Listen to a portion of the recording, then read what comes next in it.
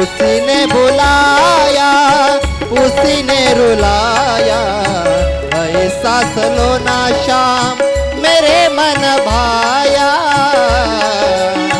टेढ़ा मुकुट भी देखा, टेढ़ी की चाल देखी, टेढ़ा मुकुट भी देखा, टेढ़ी टांग वाला मिल गया।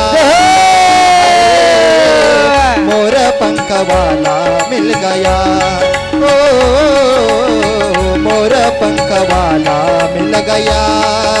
हाय मोर पंख वाला मिल गया। मोर पंख वाला मिल गया। हाय मोर पंख वाला मिल गया।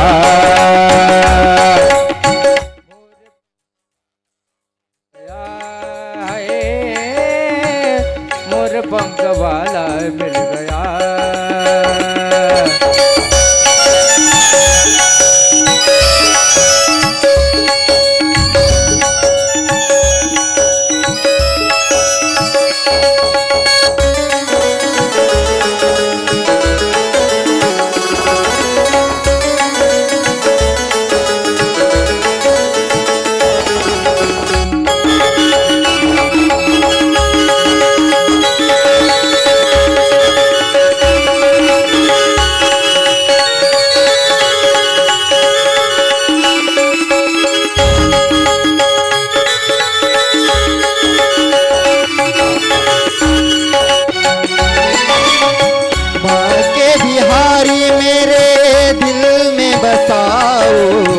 तेरे बिना श्याम सुंदर कहाँ चैन पाऊं।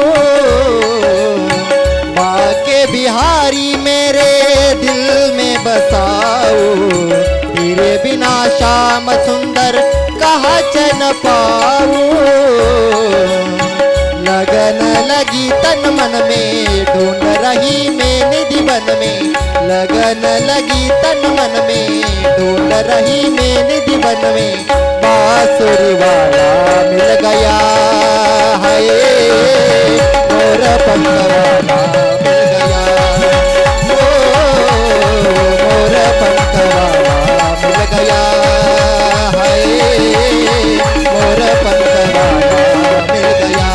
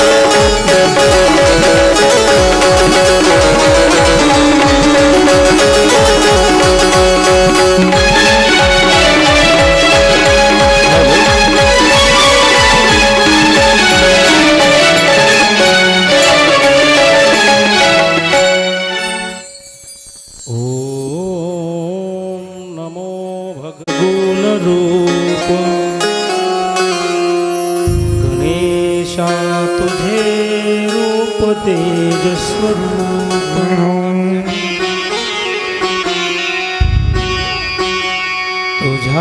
तुझारतीला नभी लक्षदीप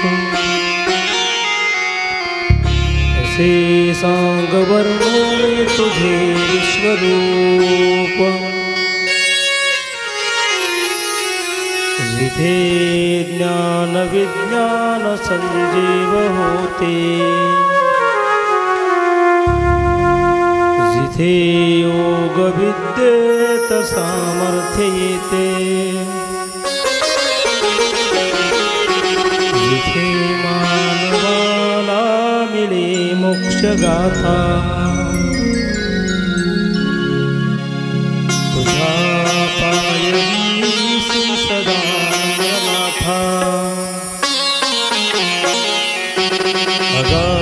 ज्ञानदेवा मुक्तायी परीक्षा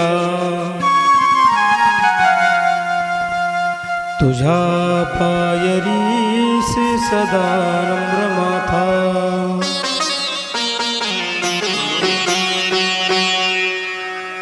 ध्येयं सदा परिभवग्नमभीष्टदोहम् तीर्थास्पदं शिवविरञ्चनुतं शरण्यम्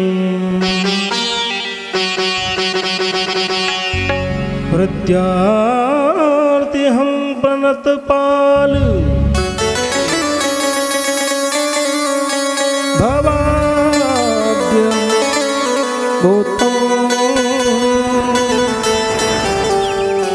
वन्दे महापुरुषते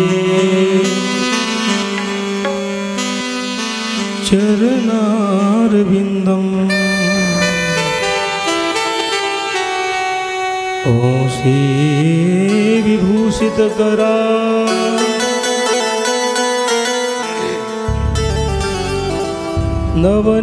नवनीरदाभा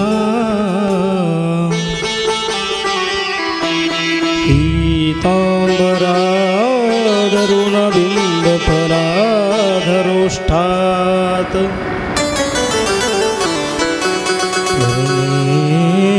सुन्दरमुखात्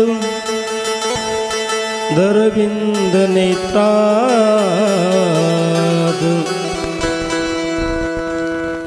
कृष्णात् परं किमपि तत्त्वमहं न जानामि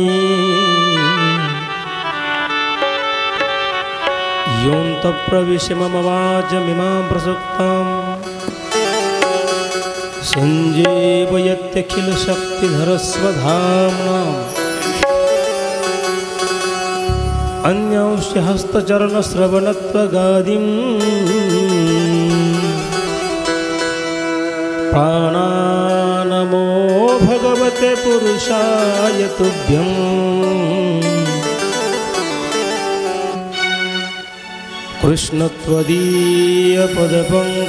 कृष्णत्वदीयपदपङ्कजपञ्जरान्ते अद्यैव विशतु मानसराजहंस प्राणप्रयाणसमये कपवातवित्तैः कण्ठावरोधनविदौ स्मरणं कुतस्ते राधा मेरी मात है पिता मेरे घनश्याम इन दोनों के चरणों में मेरा कोटि कोटि प्रणाम राधा मेरी स्वामिनी मैं राधा का दास जन्म जन्म मोहे राधा जी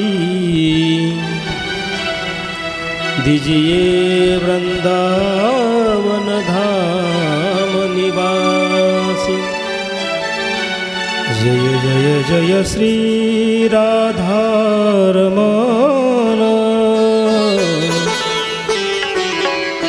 जय जय नवल किशोर जय गोपी चित चोर प्रभु जय जय माखन चोर जय गोपी चित बभू जय जय माखन चोर नमो जन्मभूमि जिथे जन्मभूमि नमो कर्मभूमि जिथे वाढलूमी, नमो अलंकापुरी भूमि जिथे ज्ञान पावता झालोमी, नमो भारत देश भूमि जिच्या येव पुढे कामी, मुंकं करोति वाचालं पंगुं लंघयते गिरिं, यत्कृपातमहं वन्दे परमानन्दमाधवम्।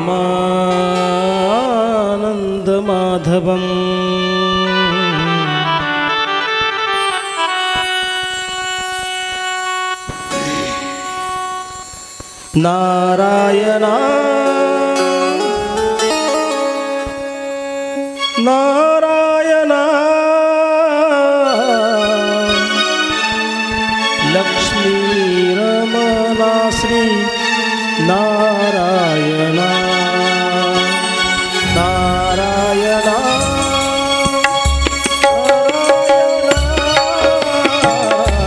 लक्ष्मी रमणा श्री नारायणा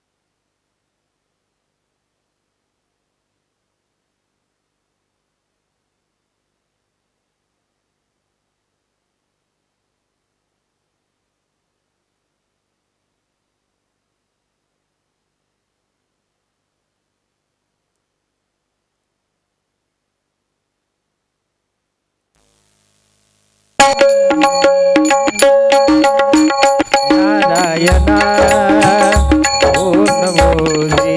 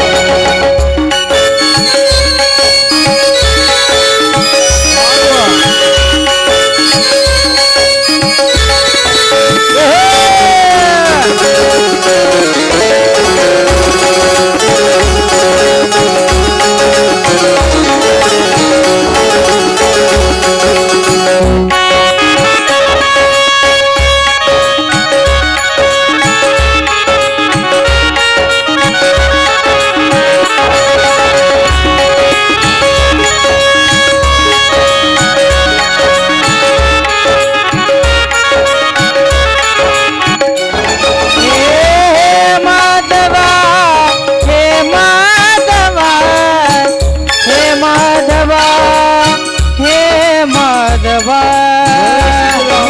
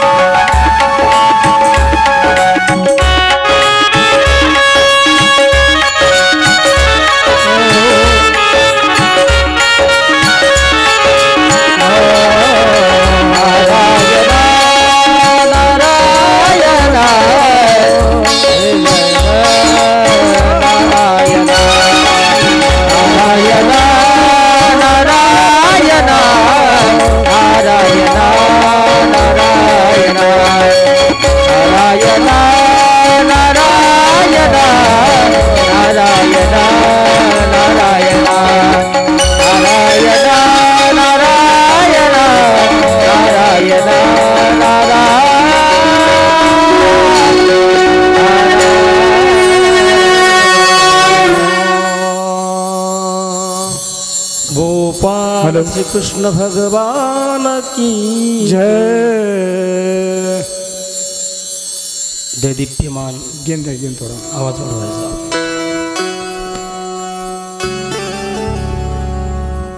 परम मंगलमय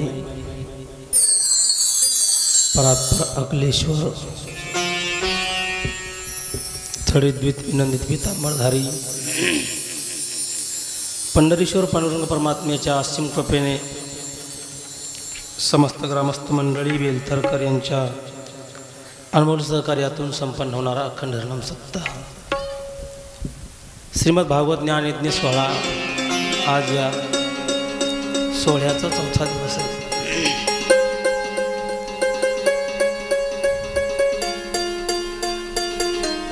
काही काही गोष्टी स्वइच्छेने घडतात, पण काही काही गोष्टी परिच्छेने समोर येतात।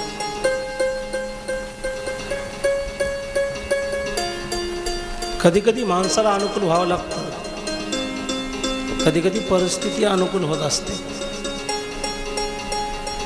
काही काळामध्ये आपण परिस्थितीला अनुकूल झालं पाहिजे, कधी कधी आपल्याला अनुकूल परिस्थिती होते।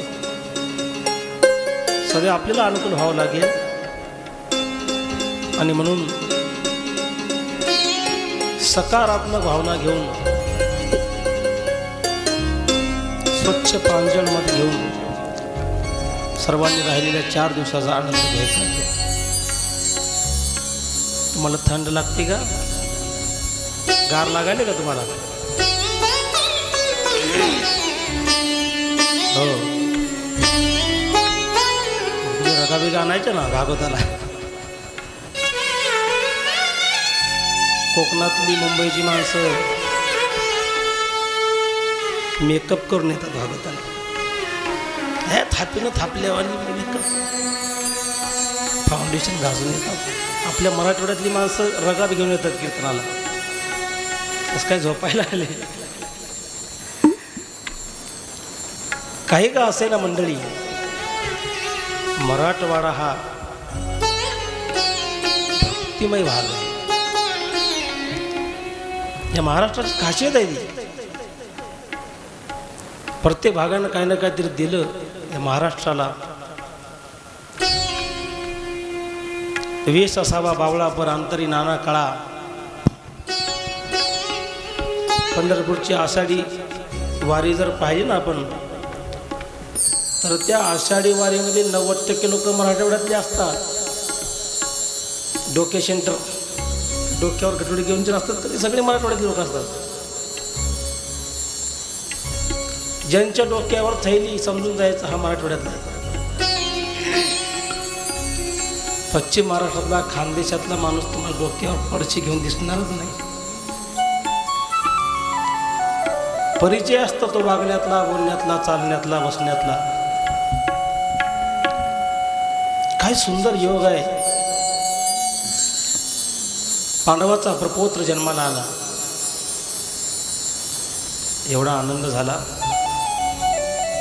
पांडवाचा वंश चालवणारा, पांडवाची पिढी चालवणारा पुत्र जन्माला आला. मारण्याकरता कितीतरी उपाय केले अश्वत्थाम्याने, पण जा पर कृपा रघुनाथ की. आकाशात जेवढे तारे असतात ना मंडळी, तेवढे तारे तेवढे दुश्मन आमचे जर या जगात झाले, आणि फक्त एकच परमात्मा जर आमचा मित्र झाला, बाकी सगळे शत्रू झाले, आम्हाला धक्का लावू शकत नाही.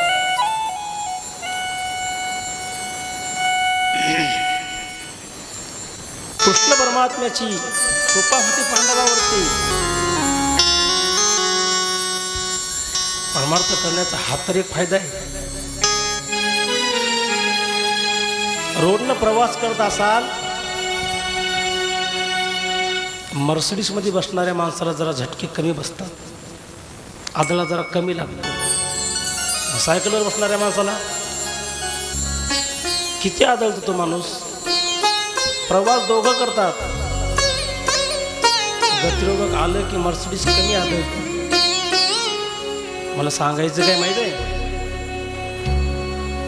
सायकलवर बसलेला आणि मर्सिडीजमध्ये बसलेला माणूस प्रवास करत असताना झटके कमी ज्याला लागतात ना, त्या चांगल्या इम्पॉर्टंट गाडीमध्ये बसणाऱ्या माणसाला खड्डा आला तरी कळत नाही. तसं प्रपंच आणि परमार्थ करणाऱ्या माणसाला झटके सारखेच. पण जसं जेवढा झटका सायकलवाल्याला बसतो ना, तसं तेवढा झटका प्रपंच करणाऱ्याला बसतो, परमार्थ करणाऱ्याला बसत नाही. दुःख दोघाला पण आहे, जसा प्रवास दोघाला पण आहे. परमार्थ करण्याचा हा तर एक फायदा आहे. परमार्थिक माणसाच्या जीवनामध्ये दुःख येत नाही असं अजिबात नाही. आलेल्या दुःखाचा झटका कमी लागतो. कुंती मातेनं सांगितलं, माझ्या प्रपौत्राला तुम्ही वाचवलं देवा, तुम्ही देव आहात. बुवा, मी जर देव असेल तर देवाकडे काहीतरी मागितलं पाहिजे. मागा तुम्ही. सगळ्या पुत्रांनी मागितलं. सुभद्रेचा नंबर आला. सुभद्रेनं काय मागितलं माहिती आहे? कृष्ण त्वदीय पद पंकज पंजरांती. फार महत्वाचं आहे बरं मंडळी. अद्यैव वेविशत मानस राजहंस. बेस कमी करा, गेम प्रबल वाढवायचा. प्राण प्रयाण समये कफवात वित्तैहि. देवा जयंत असेल तर माझा मनरूपी राजहंस तुमच्या पिंजऱ्यात कैद करा. देव हसले म्हणे, पगली, अगं परमार्थ करायचे का तुझं वय आहे का? सरासरी लोक परमार्थ ते करतात ज्याच्या मुखात जात नाही.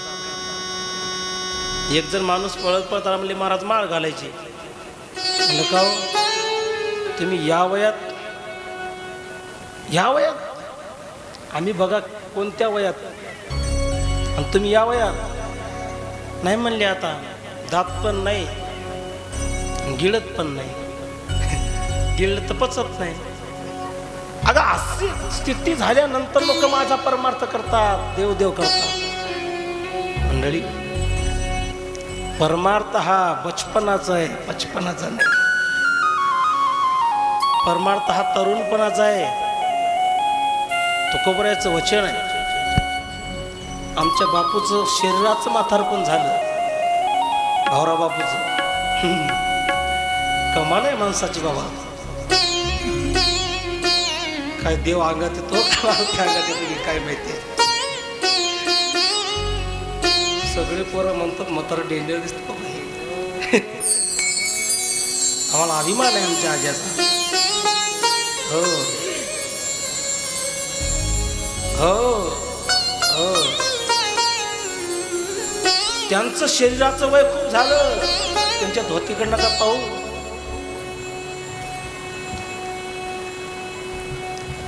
एक फुगडी खेळली तर काष्टानिष्ठ तो मारा.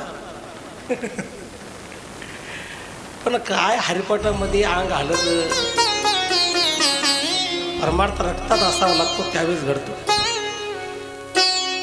परमार्थ रक्तात असावा लागतो. छंद पाहिजे. आवडी आणि सिनावी व्यसन आणि लाजावी.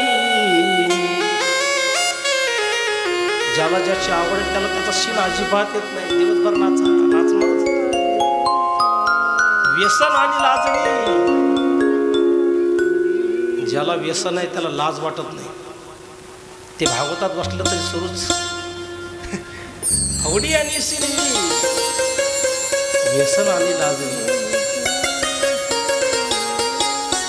परमार्थ हा बचपनाचा नाही मंडळी, तरुणपणाचा. तेव्हा ताण प्रयाण समये कफवात वित्तही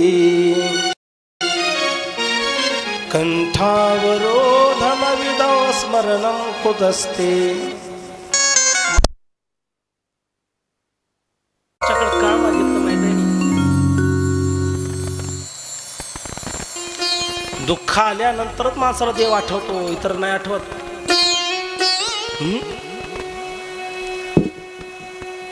सुखामध्ये देवाच्या आठवणीत नाही मंडळी. माणसाकडे 5 गोष्टी अजिबात नसू नये. 5 गोष्टी आले की माणसाला देव सगळ्यात पहिल्यांदा विसरतो. माणसाकडे पैसा नसू नये, लय माणसाकडे प्रतिष्ठा नसू नये. अशा 4-5 गोष्टी माणसाकडे आल्या की पहिलं काम माणूस करतो परमार्थ बंद. दुःख का मागितलं देवा माहिती आहे? खरं दुःख काय असेल आणि खरं सुख काय असेल. विपदो नैव विपदः संपदो नैव संपदम् विपद विस्मरणं विष्णू. खरी संपत्ती काय असेल मंडळी? परमात्म्याचं विस्मरण होणं याच्यापेक्षा दुसरी विपत्तीच नाही देवा. तुम्ही लाख श्रीमंत असाल मंडळी, धनवान असाल, तुमच्याकडे हजारो पदा असतील, तुम्ही श्रीमंत नाही. ती श्रीमंती नाही, ती दुःख मिश्रित श्रीमंत. दुःख मिश्रित सुख आहे ती सुख नाही. खरं सुख काय असेल, खरा आनंद काय असेल, खरी श्रीमंती काय असेल, सगळं काही संपन्न असताना जो माणूस परमार्थ करतो ती खरी श्रीमंती. तेव्हा 100 पुत्र माझ्या मुलाकरता मारण्याकरता रात्रंदिवस तयार होते. पण त्या 100 पुत्राला माझ्या मुलाला हात पण लावू दिला नाही. कुणाची कृपा आहे? तुझी तर कृपा आहे. हे तर परमार्थ करण्याचं फळ असतं. सुरी लागती मंडळी, येते सुरी आपल्या अंगावर, पण कत्तरशी निघून जाते. मान कापत नाही. संकट येत आहे असं अजिबात नाही.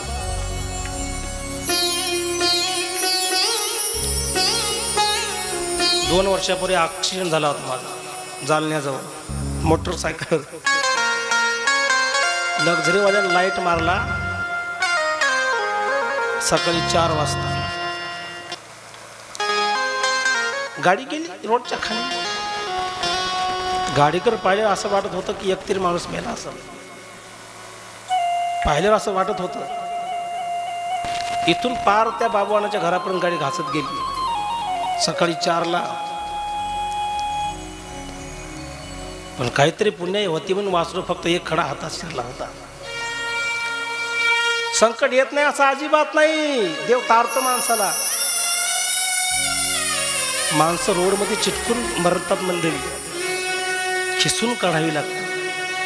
सांगू, जी माणसं देव मानतात ना त्यांना संकट समय देवाचा आधार असतो. हा देव मानण्याचा सगळ्यात मोठा फायदा आहे. जी माणसं देव मानतात ना त्या माणसांना संकट समय देवाचा आधार असतो. हा देव मानण्याचा फायदा असतो. होऊ नये कुणाच्या आयुष्यात असं एखाद्याचा अपघात झाला आणि तो जर फार क्रिटिकल असेल, गंभीर असेल, सगळे नातेवाईक म्हणतात डॉक्टर साहेब पैसे किती पण लागू द्या पण आमचा माणूस वाचला पाहिजे. म्हणतो की नाही? तो विज्ञानाची कास धरणारा अधिकारी सुद्धा म्हणतो आम्ही प्रयत्नाची पराकाष्ठा करू, रात्रीचा दिवस करू, पण याला जर जीवदान पाहिजे असेल तर तुम्हाला प्रार्थना करावी लागेल. आणि त्या प्रार्थनेमध्ये इतकं बळ असतं मंडळी की त्या प्रार्थनेचा फायदा तो अत्यंत क्रिटिकल असलेला माणूस दुःखातून बाहेर तो हा देव मानण्याचा सगळ्यात मोठा फायदा आहे. जी माणसं देव मानतात त्या माणसाला संकट समय देवाचा आधार असतो. पण जी माणसं देव मानत नाहीत ना त्या माणसांना संकट समय आत्महत्येशिवाय पर्याय नसतो. हा देव न मानण्याचा सगळ्यात मोठा तोटा आहे. हा तर फायदा आहे देवा माझा. दुःख द्या. सुख के माथे सिल पड़े जो हरि हृदय से जाए, बलहारी वा दुख की जो पल पल नाम जपाए. कबीरदास महाराज म्हणतात त्या सुखाच्या डोक्यावर शिलवाने पत्थर, धोंडे पडो त्या डोक्यावर ज्या सुखामध्ये देवाचं ध्यान नाही. बलहारी वा दुःख की जो पल पल नाम जपाए. तुळशी रामायणामध्ये हनुमान म्हणतात कह हनुमंत विपद पद सोई, हनुमंत विपद पद सोई, हनुमंत विपद पग जोई, हनुमंत विपद पग जोई, हनुमंत विपद पद सोई, हनुमंत विपद पद सोई, हनुमंत विपद पग जोई, कहे हनुमंत विपद पग जोई. जब तब सुमरन भजन होई, जब तब ओ कहा हनुमंत विपद पग जोई, तब हनुमंत विपद पग जोई, जब हनुमंत विपद पग जोई.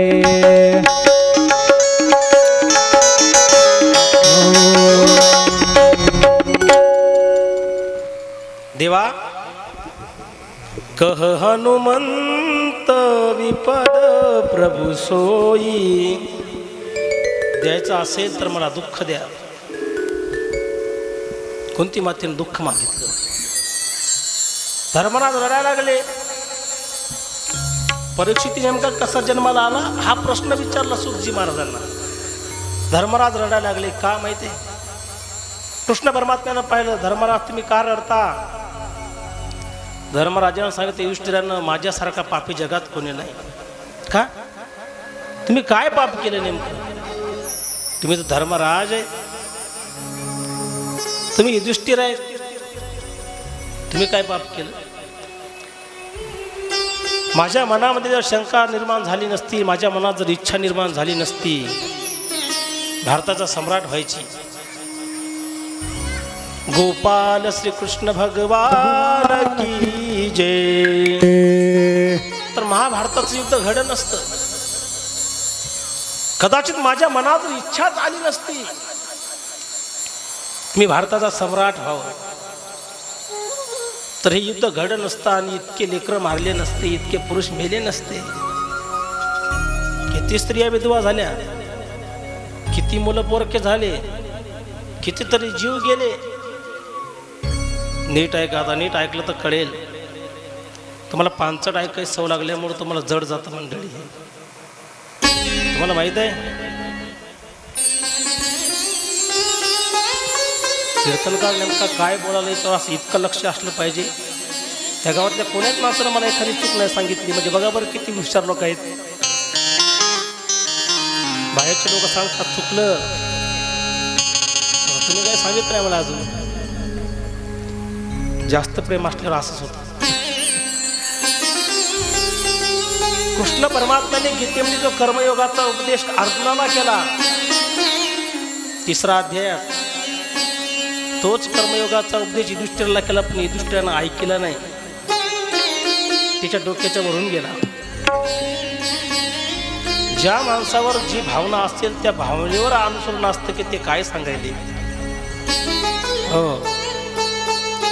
शाळेमध्ये शिकवणाऱ्या सर्व जर भावना नसेल, भक्ती नसेल, तुम्ही किती लेक्चर केले याला काहीच अर्थ नाही. हे माझे गुरुजी आहेत, हे मला घडवणार मडवणार, हे माझे विधाता आहेत. हे जी ज्या दिवशी भावना येईल ह्या दिवशी क्रांती झाल्याशिवाय राहणार. सांगणाराचं सांगणं विश्वासपूर्वक असावं मंडळी. नीट आहे का? ऐकणाराचं ऐकणे श्रद्धापूर्वक असावं. प्रत्येक माणसाला वाटलं पाहिजे हा मंडप सजला, ही साऊंड सिस्टीम लागली, हे भागवत चालू आहे, कीर्तन चालू आहे, सगळं माझ्याकरता आहे. इथला प्रत्येक माणूस विचार करतो हे सगळं कुणाकरता माहित आहे, मी सोडू नये. हे सगळं या सगळ्या लोकांकरता आहे, माझ्याकरता नाही. हे सगळेजण विचार हा करत असतील तर कुणाकरता आहे? इथं बसलेली प्रत्येक बाई जर विचार करत असेल भागवत आहे माझ्याकरता नाही, सगळ्या बाया करता आहे, प्रत्येक जण जर हा विचार करत असेल तर मग हाय कोणा करता? हेच झालं धर्मराजा. धर्मराजाच्या नजरेमध्ये कृष्ण परमात्म्याची जी भावना आहे ती अर्जुनाच्या नजरेत कृष्ण परमात्मा वेगळे, धर्मराजाच्या नजरेत वेगळे. धर्मराजाला कळालं आता म्हणे आपल्याच्यानं काही जाडजूड लागत नाही. कृष्ण परमात्म्याला कळालं आणि हे तर रडायचं बंद करत नाही. आता यांचं सांत्वन कधी व्हायचं? कृष्ण परमात्मा, द्रौपदी, कुंती आणि 5 पांडव निघाले मंडळी. निघाले कुठे निघाले माहित आहे? ज्या ठिकाणी भीष्म पडलेले होते, भीष्म पितामह कितीतरी दिवसापासून बाणाच्या गादीवर पडलेले, मरणाची वाट पाहतात. काय महात्मा होता हा भीष्म पितामह. 5 पांडव, कुंती, द्रौपदी, कृष्ण परमात्मा भीष्मानं पाहिले, मनातल्या मनात वंदन केलं. मनातल्या मनात एक वंदन असं असतं जे हातानं केलं जातं, एक वंदन असं असतं जे डोळ्यानं केलं जातं, एक वंदन असं असतं जे मानेनं केलं जातं, आणि एक वंदन असं असतं जे मनातल्या मनात केलं जातं. मनातल्या मनात वंदन केलं कृष्ण परमात्म्याने, आशीर्वाद मनातल्या मनात दिला. या द्वारकाधीश, या माझं मरण पावन करण्याकरता आली ना तुम्ही, या. आणि मग कृष्ण परमात्म्याने भीष्माला सांगितलं काय तुमचं ज्ञान आहे. ज्ञान 2 प्रकारचं असतं मंडळी, माझ्याकडे लक्ष द्या. एक अनुभवाचं ज्ञान असतं, एक पुस्तकाचं ज्ञान असतं. अनुभवाचं ज्ञान हे फार महान असतं. मी तुम्हाला पहिल्याशी जो नियम सांगितला तो या ज्ञानाच्या बाबतीत सांगितला. या नावे अद्वैत खरे ब्रह्मज्ञान, खरंय अनुभवा वाचोनी बडबडले. अनुभव जर नसेल ना तर ती बडबड आहे, माझी बडबड आहे, तुमचा अनुभव आहे. माझं वय पण तितकं नाही, तुमचा तितका परमार्थ आहे. सोशल मीडिया तुम्हाला माहिती सांगेल, ज्ञान नाही सांगणार. काही पण सर्च करा त्याच्यावर माहिती मिळेल. ज्ञान नाही मिळणार, ज्ञान अनुभवातून मिळेल. काय झालं माहित आहे, पुण्याचं नवीन लग्न झालेलं जोडपं गावाकडं आलं बेलतरचं. अपार्टमेंटमध्ये राहणार, मल्टी स्टोरी 25 मजल्याच्या बिल्डिंगमध्ये राहणार ते जोडपं इंजिनियर झालेलं आलं गावाकडं. तिकडंच लग्न झालं, तिकडंच सगळं झालं. आता भेटायला आलं आजी असो आजोबाला. गावाकडं आल्यानंतर थोडी माणसं नाराज होते. चला म्हणजे जाऊ दे, त्याची इच्छा, त्याला जगायचे, त्याला राहायचे. किती जरी माणूस चुकला की आजीचं प्रेम मात्र आहे तेच असतात. मग त्या आईची आई असो की बापाची आई असो, आहे ते प्रेम असतं तिचं बिचारीचं. त्यानं किती चुका करू द्या. आजी म्हणे इतक्या वर्षानं लेकरू आला आता नवीन मुलगी घेऊन. मी ज्ञान सांगतोय तुम्हाला अनुभवाचं. काहीतरी गोडधोड खाऊ घालते पण याला. तिनं पुरणपोळी केली. पुरणपोळी तर कितीतरी प्रकारची असते. बऱ्याच माणसाला पुरणपोळी नुसता शब्द माहीत आहे, पण कशी करतात ते माहीत नाही. आम्हाला साखरे महाराजांनी शिकवली, मला महाराजाला पुरणपोळी कशी असते माहिती आहे ती. पुरणपोळी करण्याचे काहीतरी टप्पे असतात. पहिली गोष्ट ती गोल आली पाहिजे. भारताचा नकाशा, पाकिस्तानचा नकाशा आला पाहिजे. नंबर 2, त्याच्यात जे आपण पुरण घालतो ना, ते पुरणपोळीच्या टोकापर्यंत गेलं पाहिजे. शेवटच्या ती लाटण्यात अशी आली पाहिजे की पुरण सगळीकडे गेलं पाहिजे.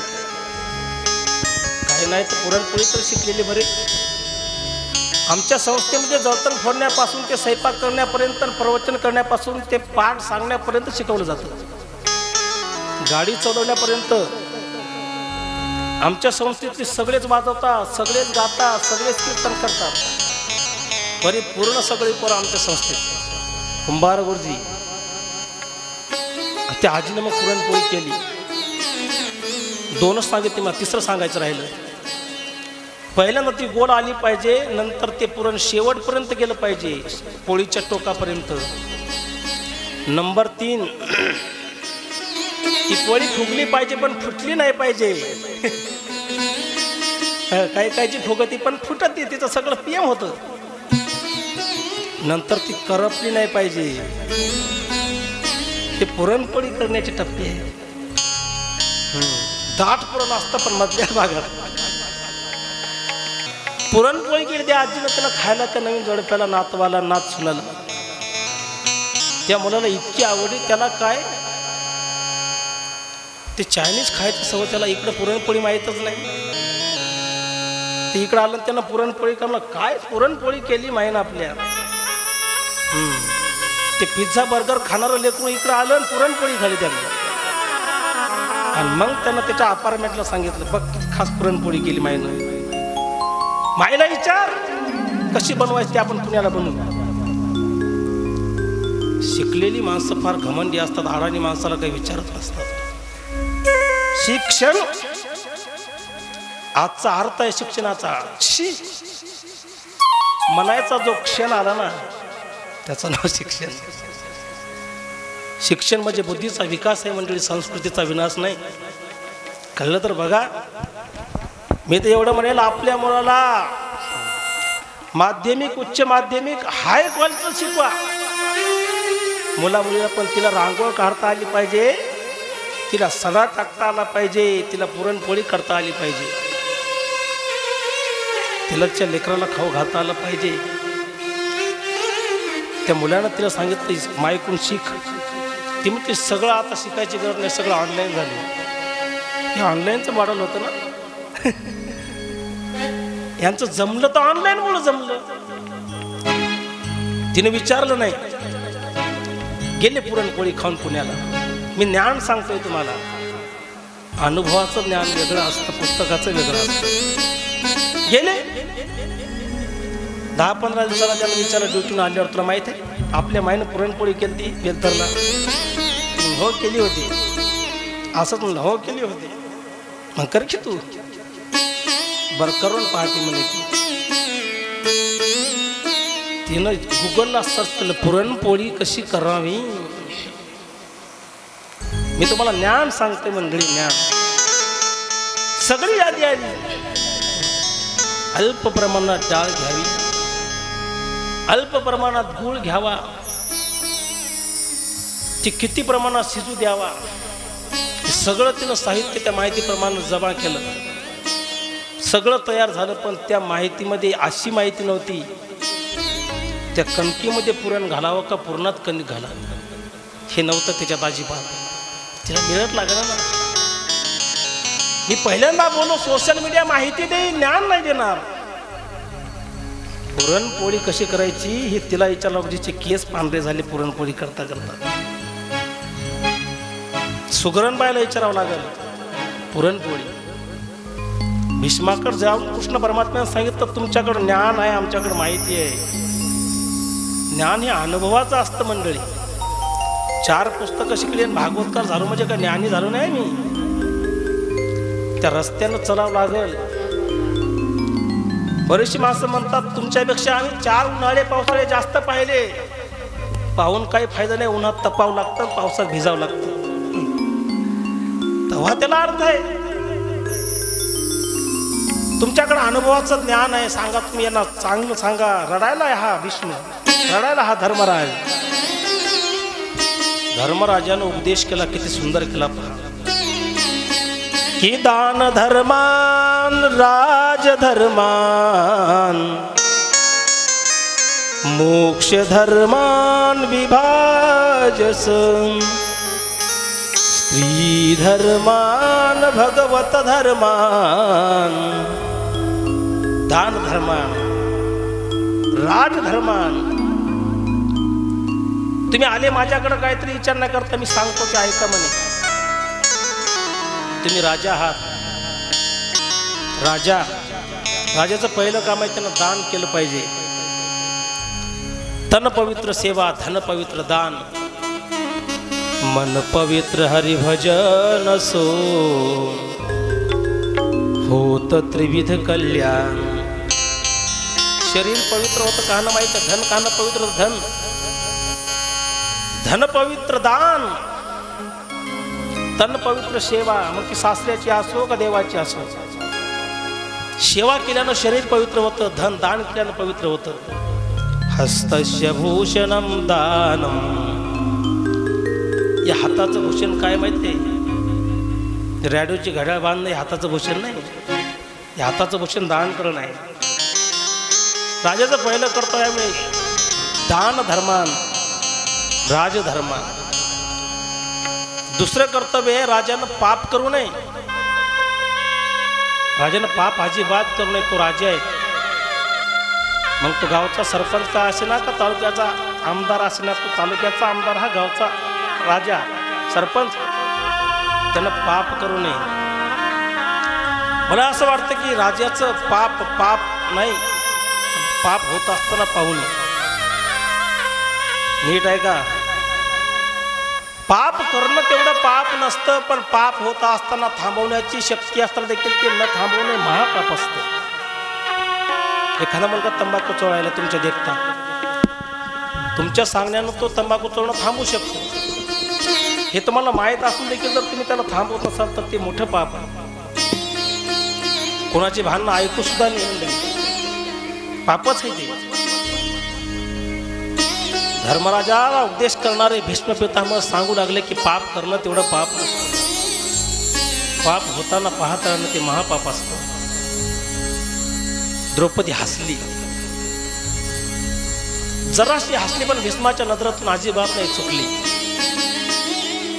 द्रौपदी हसलेली भीष्मानं पाहिली आणि सांगितलं, भीष्माने सांग द्रौपदी का हसली? हसणं अजिबात चांगलं नाही. सगळं महाभारत घडलं ते फक्त हसण्यानं घडलं. मेरे रोने से जो तुमको आए हंसी, तो मैं रो रो के तुमको हसाया करूं. माझ्या रडण्यानं देवा तुम्हाला जर हसू येत असेल तर मी रडल, हसणार नाही. सांगा बरं माणसं हसतात का म्हणून? बोला की. मी तर माझा आता म्हणतो हसा हसा हसा की. माझ्या म्हणण्याला तुम्ही हसाल पण विनाकारण हसणार नाही. हास्य नावाचा जो रस आहे ना मंडळी, तो विसंगतीने निर्माण होतो. नाव पांडुरंग आहे, त्याला पांड्या मंडळी लोक हसतात. कळलं का? जिथं विसंगती झाली तिथं हास्यरस जन्माला येतो. द्रौपदी सांग का हसली? आता द्रौपदीची काही मत आहे भीष्मासमोर बोलायची की मी का हसले. एखाद्यावर मोठ्या माणसाची चुकी मान्य करावंच लागते, सांगायचं मत नाही. मी सहज हसले म्हणजे सहज हसले. मला माहित आहे तू मूर्ख नाहीस, तू मूर्ख नाहीस, तू शालीन घरची स्त्री आहेस, कुलीन घरची स्त्री आहेस, तू विनाकारण हसणार नाही मला माहित आहे. तुला माहित नसेल बेटी, तुझे जे सासरेबा होते ना पांडू महाराज कुंतीचे पती, त्यांची सुद्धा हिंमत नव्हती माझ्या समोर हसायची. तू का हसली सांग? मला माहित आहे तू विनाकारण नाही हसली, त्याला काहीतरी जरूर कारण असलं पाहिजे. तू का हसली सांग? आणि मग द्रौपदींना धाडस केलं, सांगितलं सांगू तुम्हाला का हसले. आता सांगायला तुम्ही पितामह की पाप करणं तेवढं पाप नसतं, पण पाप होत असताना ते पाप थांबवण्याची शक्ती असताना देखील ते न थांबवणं पाहत राहणं हे पाप असतं. हे पाप तुम्ही का केलं? भीष्म म्हणले मी केलं? माझ्याकडून हे पाप झालं? हो पितामह तुम्ही हे पाप केलं. विचार करा भीष्म, दुष्ट दुःशासन माझी साडी ओढत होता, तो कुठे ओढत होता? पांडवाच्या सभेत. एखाद्या क्षत्रिय माणसाने जर गंजीफा खेळला असेल, एखादं काही चुकीचं काम केलं असेल, तर त्याच्या पत्नीला दंड देण्याचा अधिकार दिला कोण? हे सगळं तुम्हाला माहित आहे. दुष्ट दुःशासन माझी साडी ओढत होता, मला माहित आहे पांडवाच्या सभेत ओढत होता. आणि मला हेही माहित आहे की कौरव पांडवाच्या सभेत सगळ्यात जास्त अधिकार कोणाला असतील? एक योगेश्वर श्रीकृष्ण परमात्मा, नंबर 2 द्रोणाचार्य, कृपाचार्य आणि भीष्माचार्य. सगळ्यात मोठा अधिकार तुम्हाला होता भीष्म. तुम्ही जर म्हणले असते खबरदार, तर दुःशासनाची माझी हिंमत नव्हती साडी ओढायची, पण तुम्ही म्हणले नाही, पाहत राहिले. हे तुम्ही पाप का केलं? का सांगितलं? 113 जन्मामध्ये भीष्म कधी रडला नव्हता मंडळी, पण आता द्रौपदीचा शब्द कंठाला हृदयाला लागला आणि भीष्म मोठमोठ्यानं रडायला लागला. हो बेटी, तू म्हणते ते बरोबर आहे. तुझं वस्त्रहरण चालू होतं, मी पाहत राहिलो. ते पाप मी केलं. का केलं माहिती आहे? त्याचं कारण आहे, पापी माणसाचं मी अन्न खाल्लं होतं. आणि जैसा खाई अन्न वैसा होय मन, जैसा पिये पाणी वैसी होय वाणी. आज माझ्या मुखातून निघणारा शब्द जर तुम्हाला गोड लागत असेल ना मंडळी, त्याचं फक्त एकच कारण आहे, जैसा खाई अन्न वैसा होय मन. ज्या पद्धतीचा आहार तुम्ही खासाल, त्या आहाराचा परिणाम नक्की तुमच्या मनावरती होणार, तुमच्या आचारावरती होणार, विचारावरती होणार, उच्चारावरती पण होणार. आम्ही एका संस्थेत शिकणारी सगळी मुलं आहे. मी, ओमकार महाराज, तुळशीराम महाराज, आम्ही म्हणजे सगळी हवा पिलेली माणसं. हवा पिणं कळतं का तुम्हाला? हवा पिणं. आळंदी असं मार्केट आहे मंडळी, नीट आहे का? जे पुण्याच मार्केटमध्ये माल विकत नाही ते आळंदीच्या मार्केटमध्ये विकतो. झोपली की काय? आळंदीला शिका टाकलेला पोरगा कधीच 12वीला 99% घेतलेला नसतो. आळंदीला महाराज होण्याकरता गेलेला पोरगा कधीच हुशार नसतो. 10वी नापास झालेला, 12वीत 3दा फेल झालेला, ज्याला कुठंच किंमत नाही, ज्यानं गावाला ताप दिलेला, ज्यानं मायबापाला ताप दिलेला, आणि मग हे सगळे ताप दिलेले माणसं आनंदीत नेऊन घालतात आणि मग ज्ञानोबा त्याला असं घडवतात. काय सांगू तुम्हाला, ये दरबार है ज्ञानेश्वर भगवान का, यह दुख दर्द मिटाए जाते हैं, दुनिया से ठुकराए हुए लोग यह गलेश लगाए जाते हैं. हे माऊलीचं सानिध्य लाभलं ज्याला, तो माणूस पटापटा पटापटा बोलण्याकरता तयार होतो. माऊलीच भाषा. अजून दुसरं सांगतो तुम्हाला, ऐका तुम्ही. सांगू बेटी, मी का पाप पाहत राहिलो ते, त्याचं कारण मी त्याचं अन्न खाल्लं होतं. आमचे गुरुजी सांगतात, माझे दीक्षा गुरु पुंडलिक महाराज, दुर्जनाची सज्जनाची झोपडी बरी, दुर्जनाचा महाल नको, ज्याच्या संगतीने दुर्गुण वाढेल, संगत अशाची करू नको. बंद पडे चालू बाहेर अंगावर कधी जाऊ नये.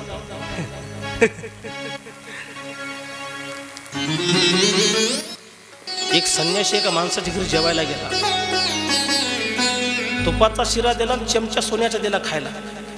नीट आहे का बरं. तुपाचा शिरा दिला आणि तो शिरा खाण्याकरता सोन्याचा चमचा दिला. तो शिरा खाल्याबरोबर त्या संन्याशाला वाटलं हा चमचा घरी घेऊन जाऊ. विरक्त मार्गला होता तो. असं मनातल्या आल्याबरोबर त्यानं तो चमचा फेकून दिला आणि त्या घरमालकाला बोलवलं. सांगितलं तुमचा धंदा कशाचा आहे सांगा, तुम्ही नेमकं काम काय करता. त्यानं सांगितलं तुम्हाला नेमकं असं काय विचारायची इच्छा झाली की मी काम काय करतो. मी तुम्हाला नाश्त्याला बोलवलं आणि तुम्ही माझा धंदा विचारता. नाही नाही म्हणजे तुम्ही नेमका कष्टाचा पैसा कमवता का भ्रष्टाचाराचा कमवता ते मला विचारायचं. तुम्ही काम काय करता, तुमचा धंदा काय आहे असं विचारायला काऊन बाबा तुम्ही. तुमच्या घरचा शिरा खाल्याबरोबर माझ्या मनात चोरीची इच्छा का निर्माण झाली. मला का वाटलं तुमचा चमचा घेऊन जाऊ. त्या मालकानं सांगितलं महाराज असे 10 चमचे घेऊन जा पण माझा धंदा विचार नका. अन्नाचा परिणाम झाला. माणसानं सुख अन्न खावं पण 4 दिवसात खाऊ नये. अपवित्र अन्न खाऊ नये महाराज. तो महाराज होईल ना होईल, तो चांगला कीर्तनकार होईल ना होईल, पण शाळेत तो हुशार होईल. खाऊ नये अजिबात. मी दुष्ट दुःशासनाचं अन्न खाल्लं होतं, कौरवाचं अन्न खाल्लं होतं म्हणून माझ्या मनात इच्छा झाली. भीष्म पितामह रडायला लागले. स्त्री धर्माचा उपदेश केला, दान धर्माचा उपदेश केला, राजधर्माचा उपदेश केला. धर्मराजाचा जो संकटाचा उच्चांक होता तो कमी झाला. भीष्मानं सांगितलं कृष्ण परमात्म्याला, देवा माझी एक इच्छा आहे, माझी एक मुलगी आहे, तिला तुम्ही पत्नी करून घ्या. कोणती मुलगी होती माहिती आहे, बुद्धी नावाची. प्रत्येकाकडे आहे ती. ही बुद्धी नावाची मुलगी ज्याशी आम्ही देवाला देव मंडळी. 2 पुत्र होतील, ज्ञान आणि वैराग्य. हिचा विवाह संपन्न झाला की तुम्हाला तिच्यापासून मिळणारा लाभ हा आनंदाचा असेल. शेवटची इच्छा केली कृष्ण परमात्म्याकडे, इतना तो करना स्वामी जब प्राण तन से निकले, गोविंद नाम लेकर जब प्राण तन से निकले. श्री गंगा जी का तट हो, यमुना का बंसी बट हो, मेरा कामरान तट हो, जब प्राण तन से निकले. पीतांबरी कसी हो, चेहरे पे कुछ हंसी हो, ये मन में छवि बसी हो, जब प्राण तन से निकले। घनश्याम जल्दी आना, नहीं हमको भूल जाना, राधिका को साथ लेके आना, जब प्राण तन से निकले। आपला पांचभौतिक देह समर्पित केला. भीष्माचे सगळे संस्कार जेवढे काय करायचे होते तेवढे सगळे पांडवांनी केले. आता पांडवाचा प्रपौत्र जो जन्माला आला होता, काय सुंदर होता. हळूहळू मोठा व्हायला लागला. लग्न झालं परीक्षित राजाचं, लवकर झालं जरा. आता विवाह संपन्न झाला आणि एक पुत्र झाला, जन्मेजय. 50 वर्ष वय झालं. 50 वर्षाच्या पुढे काय सुरू होतं मंडळी? बोला की झोपले की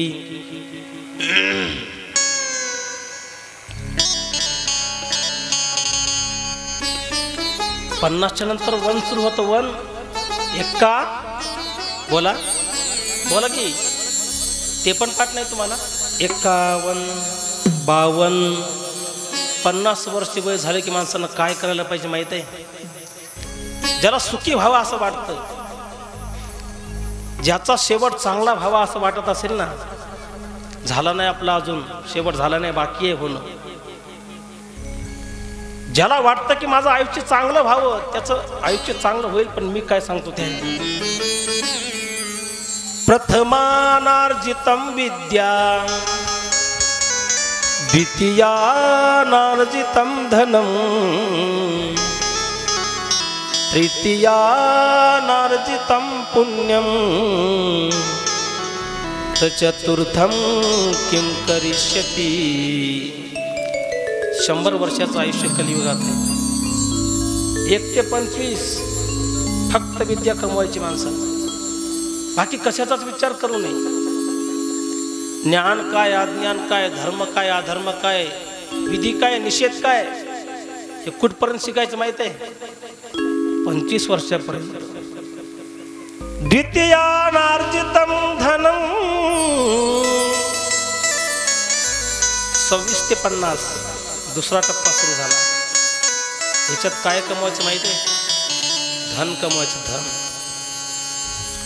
धर्म, अर्थ, दुसरा पुरुषार्थ आहे अर्थ. 25 ते 50 या दुसऱ्या टप्प्यामध्ये धन कमवायचं. पण कसं कमवायचं महाराज?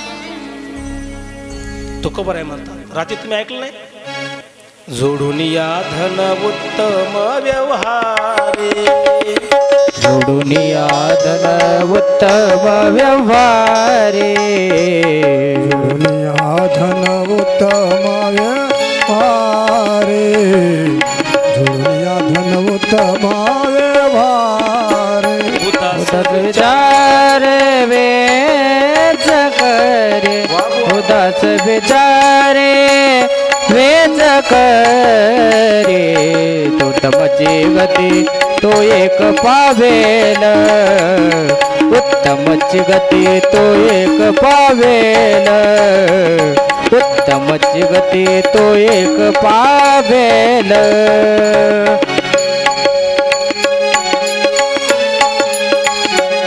उत्तमची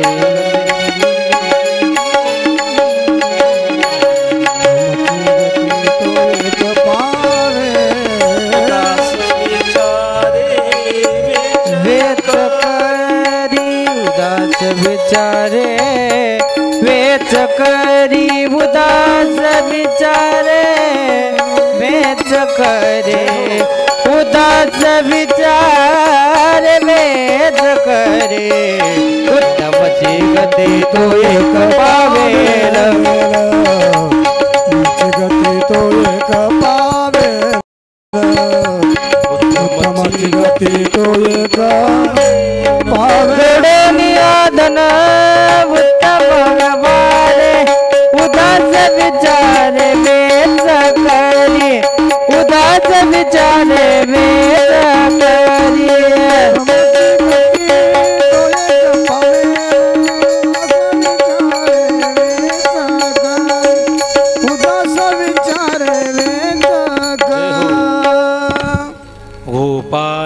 कृष्ण भगवान की की जय. पैसा कमवला पाहिजे. एका ठिकाणी एक वाक्य लिहिलेलं होतं. पण कोण्या वयात कमवला पाहिजे माहित आहे?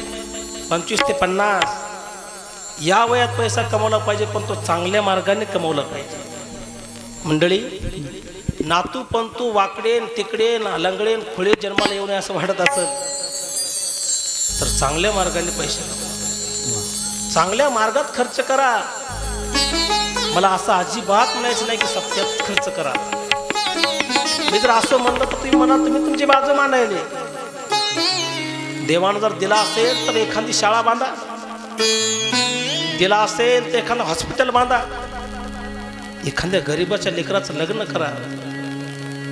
आशीर्वाद देईल ते लेकरू. पैसा कमवला पाहिजे, पण दुसऱ्या टप्प्यात हा प्रत्येकानं कमवला पाहिजे. याच्याकडे काहीच नाही ना मंडळी, अजिबात काहीच नाही. तू किती विद्वान याला किंमत नाही, तू किती पैशावाला याला किंमत नाही. सब पैसे के भाई दिल का साथी नहीं रे कोई. हो, शेंगात दाना आहे तर त्याचा मुक्काम डब्यात आहे, दाना गेला की त्याचा मुक्काम पोत्यात आहे. झोपले काय? हो, तुमच्या नावावर जमीन आहे तर तुम्हाला चहा आहे, नाही तर तुम्हाला चहा नाही. सब पैसे के भाई दिल का साथी नहीं रे कोई. कमवला पाहिजे पैसा. आपल्या लहानपणी एक गीत होतं माहित आहे? इकडे बघा, आपल्याच गावातला आठव आहे, जनरेटर घेऊन आलाय. डोळ्याचा स्वभाव आहे, कानाचा स्वभाव आहे, जिकडं वाजलं तिकडं जातं ते. हे ना कधी कधी दुर्गंध नको म्हटलं तरी घेतच, स्वभाव आहे. हो, आपल्या लहानपणी एक गीत होतं बघा. कोणतं गीत होतं माहित आहे? इरे इरे पावसा, बोला की तुला देते पैसा, पैसा झाला खोटा. आता 8 दिवस नको येऊ बाबा, पाऊस आला मोठा. ते पाऊस सुद्धा बिना पैशाचा पडत नव्हता. वासुदेवाची ऐकावानी जगात नाही काम रे. दाम करी काम वेड्या, दाम करी काम रे. काम आहे तर काम आहे. पैशाची जादू लय न्यारी, आणि पोराला त्याची हाव रे. जन्मापासून सारी माणस या पैशाची गुलाम रे, या पैशाची गुलाम रे. काम करी काम वेड्या, काम करी काम रे. हो, एकदा खालचं सुरू होते, एकदा वरचं सुरू होते, त्यामुळे बोललं का आपलं लेकरू सुद्धा 1 रुपया दिल्याशिवाय मुका देत नाही. देतं का? त्याला दूध आण म्हणलं तर ते म्हणते 2 रुपये दे, 1 रुपया चॉकलेट खातो मग दूध आणतो, हे की नाही? त्या लेकराला पण पैसा पाहिजे. मग महाराजाला का नको? खाली पैसे अजून कुठं? अरे लोक इंदोरीकडचं कीर्तन ऐकायला तर 50,000 घेतो म्हणून जातात. त्याच्या तत्वज्ञानानं कोण मुक्त झाले सांगा की? दाम करी काम वेड्या, दाम करी काम रे. दाम आहे तर काम आहे मंडळी. माऊलीची ओवी सांगतो, नीट आहे का? परमात्म्याने गीतेमध्ये शब्द लिहिलाय, दातवे ते दानम देशे कालेच पात्रेच तद्दानम. तद्दानम. देश पहा, काळ पहा, वेळ पहा, पात्र पहा, दान करा. माऊलीने काय सांगितलं माहिती? स्वधर्मा आतो ते जे जे मिळे आपुलिया ते ते दिये म्हणते सन्मान योगे. सन्मानानं कमवा, नंतर दान द्या. आपल्या खिशामध्ये मंडळी लाख रुपयाचा खळखळाट जरूर असावा, असला पाहिजे. तो म्हाताऱ्या माणसा सुद्धा वाटते की नाही माझ्याकडं 1000 रुपये असावे दे ना. माझी आजी मागती मला आता बघा, तिला फक्त कळा भागवतावून आलंय. इथली नाही तिकडली. हा तिला फक्त कळा आलंय भागवतावून. बरा झाला का मा कार्यक्रम. छान छान म्हणत काय नाही पण केला इशारा. तिला पण वाटतं की नाही पैसे जवळ असावं. काय कमाय बरं तिला, काहीच खात नाही बिचारी, फक्त जवळ ठेवते. प्रत्येकाला वाटतं पैसे असावं का तर ती हिंमत आहे. पण ते कमवा कोण्या वयात माहित आहे, दुसऱ्या टप्प्यात कमवा 25 ते 50. आणि 50 वर्ष वय झालं, ज्ञानोबा माऊली तुकाराम, ज्ञानोबा माऊली तुकाराम, ज्ञानोबा माऊली तुकाराम, ज्ञानोबा माऊली तुकाराम, ज्ञानोबा माऊली तुकाराम, ज्ञानोबा माऊली तुकाराम, ज्ञानोबा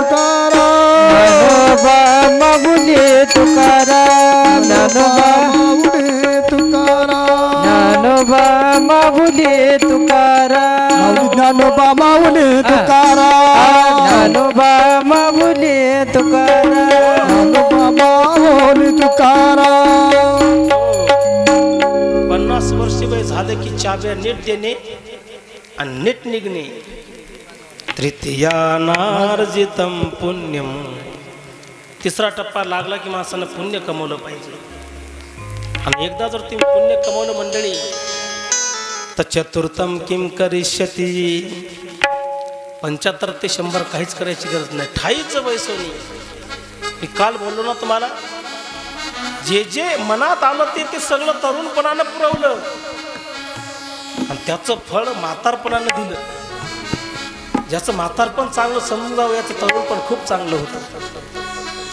या 3 टप्प्यानं जीवन जगणारा हा परीक्षित पांडवाचा प्रपौत्र 50 वर्षाचा झाला. आता तो सत्संगाकडे जायला लागला. तृतीयानार्जितम पुण्यम. जिथं सत्संग असेल तिथं तो जायचा. एक दिवस सत्संगाकरता निघाला, वनात गेला. राजा होता, माग सैन्य, पुढं सैन्य निघाला बिचारा. प्रसंग असा आला, सैन्य गेले एका बाजूला, राजा गेला एका बाजूला. जात होता सत्संगाकरता. सैन्य एका बाजूला, राजा एका बाजूला. ज्या बाजूला हा गेला, नीट ऐका, त्या बाजूला त्या रस्त्यावर एक चित्र होतं. एक प्रसंग त्याच्या समोर आला. तो प्रसंग या पद्धतीचा होता. एक बैल, एक गाय. ती गाय त्या बैलाला बोलायली, तो बैल त्या गायला बोलायला. नीट ऐका, हा जो बैल आहे ना, हा कोण आहे माहिती आहे? हा साक्षात धर्म आहे. ही गाय आहे, ही पृथ्वी आहे. या पृथ्वीने सांगितलं त्या बैलाला, तुझे 3 पाय का नष्ट झाले बरं? त्या बैलाचे 3 पाय नष्ट झालेले होते. लंगडा होता तो 3 पायाने. एकच पाय फक्त त्याचा शिल्लक होता. त्या पायाकडे पाहून ती माय रडायली. त्या बैलानं सांगितलं,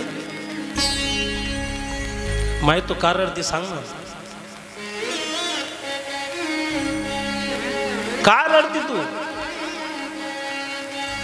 तू याच्याकरता रडती की माझे 3 पाय नष्ट झाले? सतयुगा धर्माचे 4 पाय होते मंडळी. सत्य, दान, दया आणि पवित्रता हे 4 पाय होते सतयुगा धर्माचे. सतयुग निघून गेलं, त्रेतायुग आलं. सत्य, दान, दया हे 3च पाय राहिले. त्रेतायुग निघून गेलं, द्वापार युग आलं. सत्य आणि दान हे 2 पाय राहिले. कलियुग आलं, फक्त सत्य राहिलं. हाच तर एक धर्माचा पाय आहे. मी आपल्याला सांगितलं होतं की आजही सत्याच्या मार्गाने जीवन जगणारे लोक आहेत म्हणून धर्म टिकून आहे. त्या पंढरीच्या पांडुरंग परमात्म्याला किंवा आपल्या गावातल्या मारुतीला उठून विना घेता येत नाही म्हणून सप्ता तो करीत नाही. तर तोच केला, त्यानंच केला असता. त्याला उठा येत नाही. त्यानं कोणाला तरी बुद्धी दिली गावातल्या लोकाला, घे हातात वही, घे पेन, कर सुरू, तुला सहकार्य करायचं मी काम करतो. त्यानं बुद्धी दिली आणि जो विरोध करतो त्यालाच तो बुद्धी देतो, थांब हे माझं काम आहे.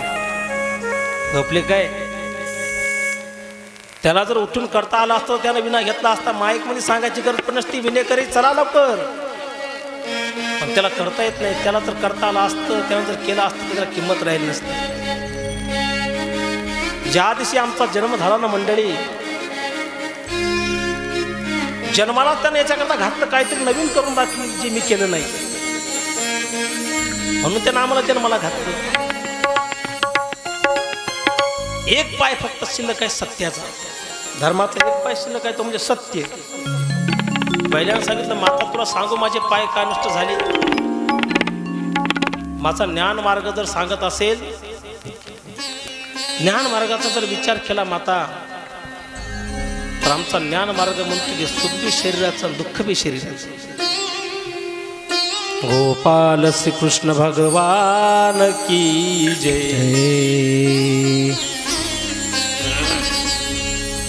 पाय दुखत असले तर लांब करायचे बरं, पण इकडे तिकडे पाहायचं. मला सगळे सूट दिलेली आहे की नाही. अजिबात चिंता करू नका, मी तुमच्या लय जवळचा आहे, काहीच म्हणणार नाही मी.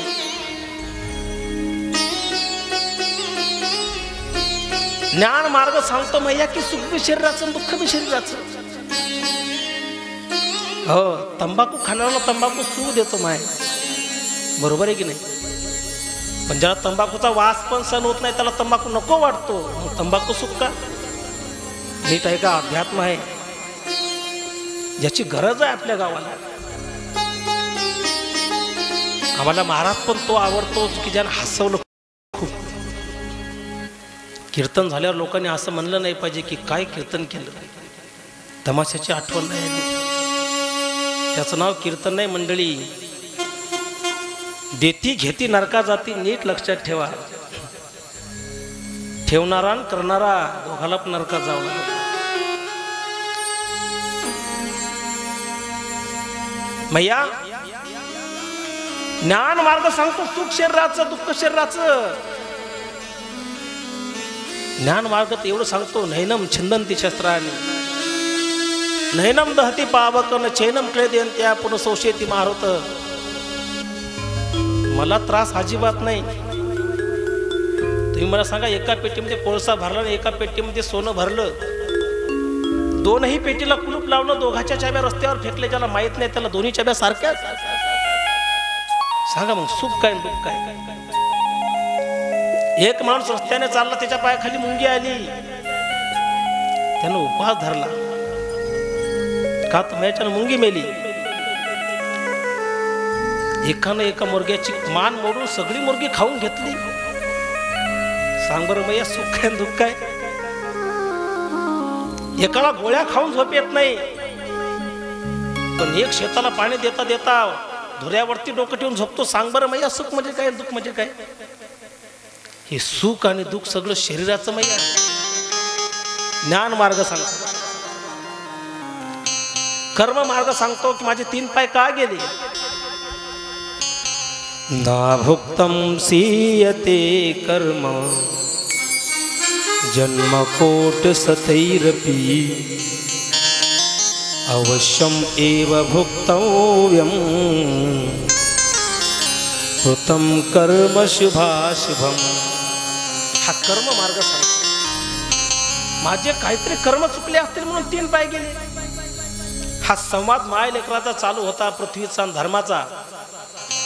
तितक्यात एक माणूस आला, राक्षस होता तो. त्याच्या हातात शस्त्र होता. हा कोण होता माहिती आहे? हा कलियुग होता. त्यानं हातामध्ये शस्त्र घेतलं, तो त्या धर्माचा राहिला एक पाय तोडण्याकरता प्रवृत्त झाला. याचा अर्थ असा आहे की कलियुगाची इच्छा नाही धर्म एका पायावर राहावा. ज्याच्या मनामध्ये नास्तिक विचारसरणीचा विचाराला समजून जावं, त्याच्यावर कलियुगानं राज्य केलं. परीक्षित राजाने सांगितलं, थांबा, खबरदार, कोण आहेत तुम्ही? त्याने सांगितलं, मी कलियुग आहे. का मारता यांना? तो माझा स्वभाव आहे. तो माझा स्वभाव आहे म्हणे, अजिबात मारू नका तुम्ही, माझ्या राज्यात पण राहू नका, मी जाऊ तरी कुठं, तिकडं कुठं पण जा पण माझ्या राज्यात राहू नको. म्हणजे जायला जागा तरी कुठे आहे, काहीतरी जागा द्या. परीक्षित राजानं 4 जागा दिल्या मंडळी कलियुगाला राहण्याकरता. कोणत्या कोणत्या दिल्या माहित आहे? नीट लक्ष द्या. युतम पत्ते, पत्त्याच्या ठिकाणी कलियुग राहतो. पानम सुरापान, सुरापानाच्या ठिकाणी कलियुग राहतो. अजून मद्यपान, मांसाहार. आमच्या हिंदू धर्माचे सगळ्यात घृणित कर्म सांगितलं, भरणारी संघ. या 4 ठिकाणी कलियुग राहतो, तुला त्या ठिकाणी जागा दिली म्हणजे तुझा पत्त्याचा डाव असतो ना पंचमीच्या दिवशी तुमच्या गावात, आता नाही म्हणा, बंद झाला आहे का? झोपले की काय, हा पंचमीच्या दिवशी आहे का चालू आपली परंपरा जशी तशी आहे. हा हा खोटं बोलायचं नाही तर आहे म्हणा. हा माय कासू मॅम नाही हाय हाय. हे जे पत्त्याचा डाव असतो ना, 10 लोक जर खेळत असतील तर प्रत्येकाच्या मनामध्ये कपट असतं त्या बाकीच्या 9 जणांच्या विषयी. त्याला असं वाटते सगळ्या 9 जणांचे पैसे सगळे मलाच यावं. 10 लोक जर खेळत असतील तर पत्त्याच्या डावामध्ये कलियुग कपटाच्या रूपाने राहतो. मद्याच्या ठिकाणी मद्याच्या रूपाने राहतो, संघाच्या ठिकाणी कामाच्या रूपाने राहतो, आणि हिंसेच्या ठिकाणी हिंसेच्या रूपाने राहतो. 4 ठिकाण दिले म्हणले, आज काहीतरी चांगलं ठिकाण द्या. काय तुम्ही ठिकाणं दिली मला, काहीतरी चांगलं ठिकाण द्या.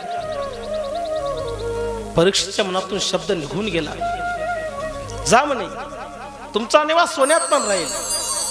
सोनं प्रत्येक माणसाने घातलं पाहिजे, मग तो स्त्री असते का पुरुष असतो.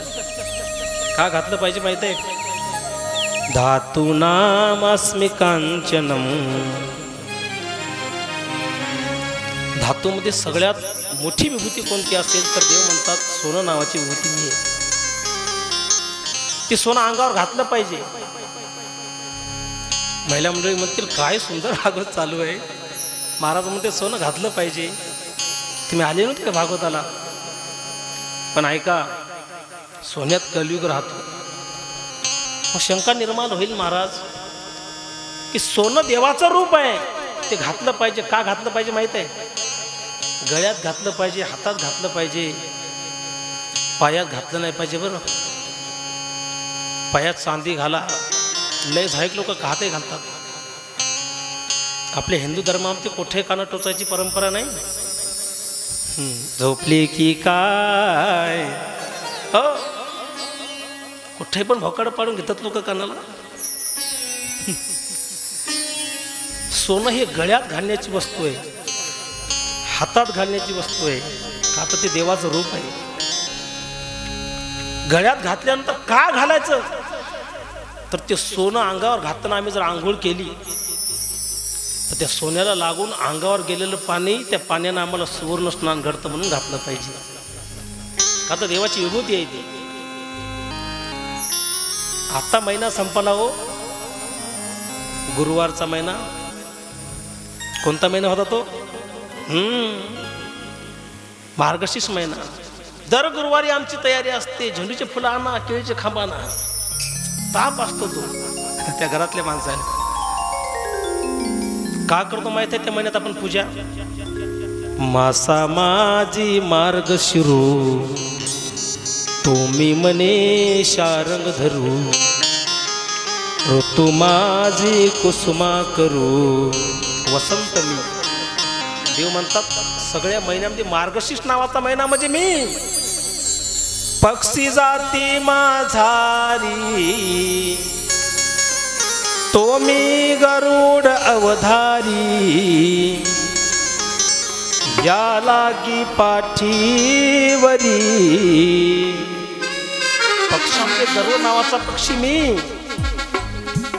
एरवी सर्वांच्या हृदय देशी, मी अमुका आहे ऐसी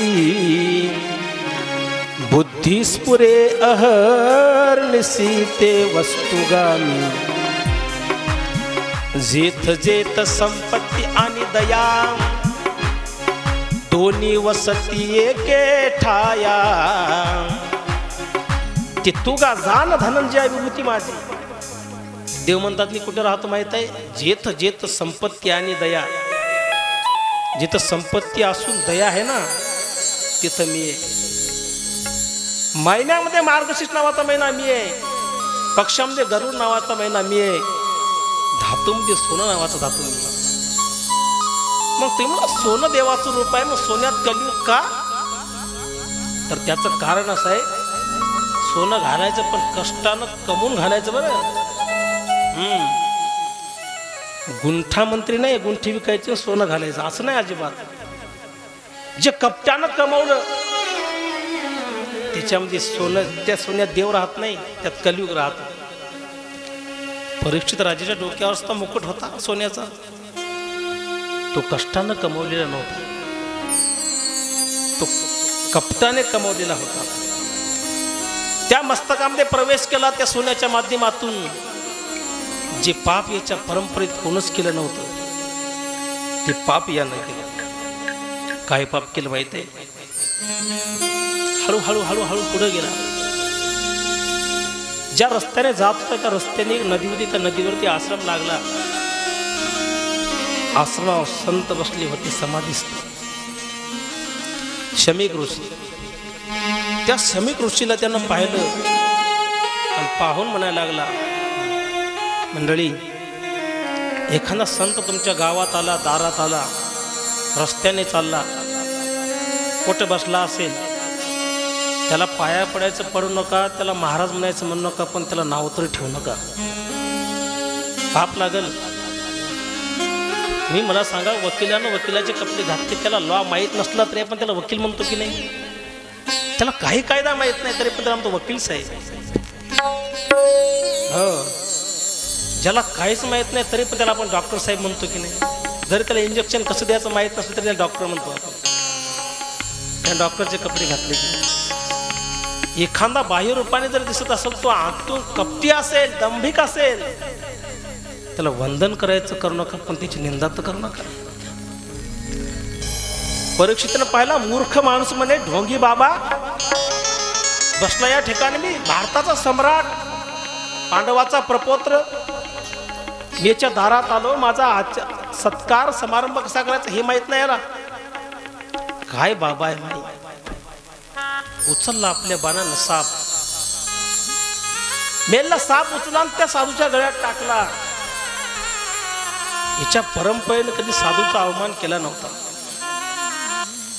तुम्ही कुणीकडे जरी पाहिले, कसे जरी बसले, त्यांनी बंद करणारच नाही 4 वाजेपर्यंत. आज आहे का हिंमत माझी उठून जायची? नावच घेतो आता काऊन उठून चालली. अजिबात उठायचं नाही. आणि ते बी असं कोड्यात नाव घेतो, पण लग्नात नाही, पण आता माईकमध्ये घेतो. मी एक पण नाव घेत नाही मला लग्नात. मला 100 नाव पाठ आहे. खबरदार, कोणी उठलं तर असं मोडीत नाव घेईल. काय म्हणे?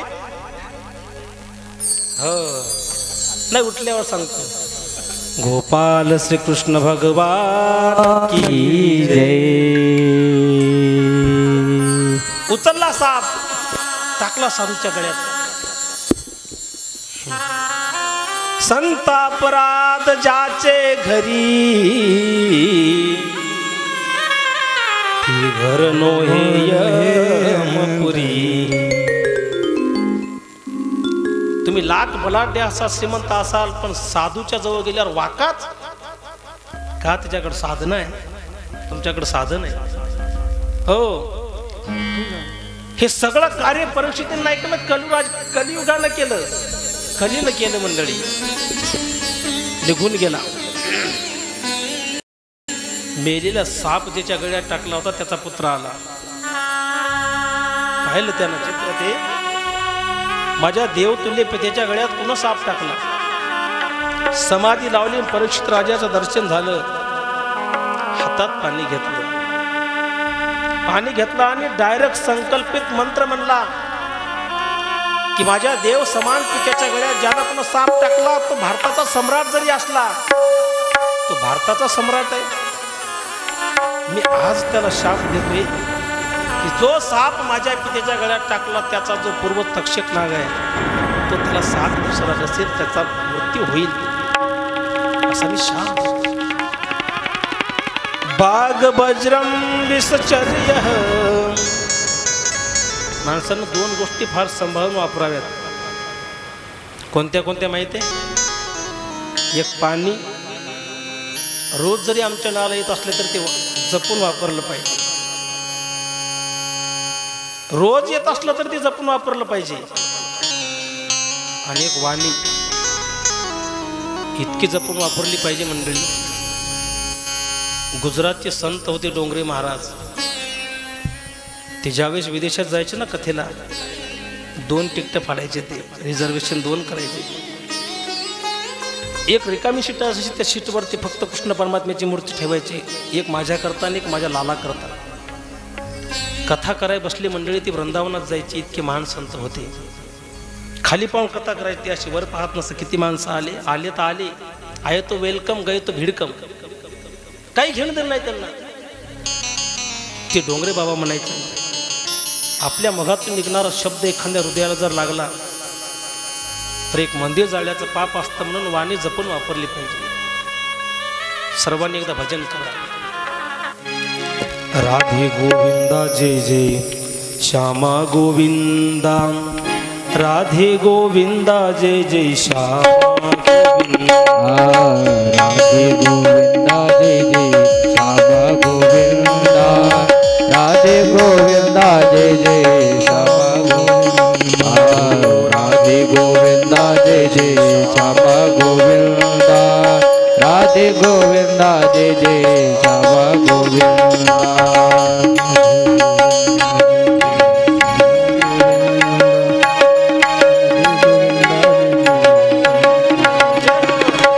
राधे गोविंदा जय जय श्यामा गोविंदा. राधे गोविंदा जय जय श्यामा गोविंदा. राधे गोविंदा श्याम गोविंदा. राधे गोविंदा बोलो श्याम गोविंदा. राधे गोविंदा जय जय श्यामा गोविंदा. राधे गोविंदा जय जय श्यामा गोविंदा.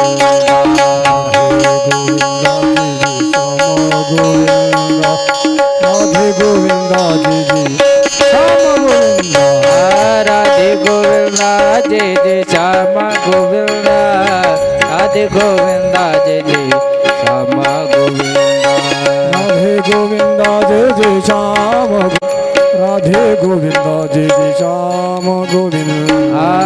राधे गोविंदा जय जय श्यामा गोविंदा. राधे गोविंदा जय जय श्यामा गोविंदा. राधे गोविंदा जय जय श्याम गोविंदा. राधे गोविंदा जय जय श्याम गोविंदा.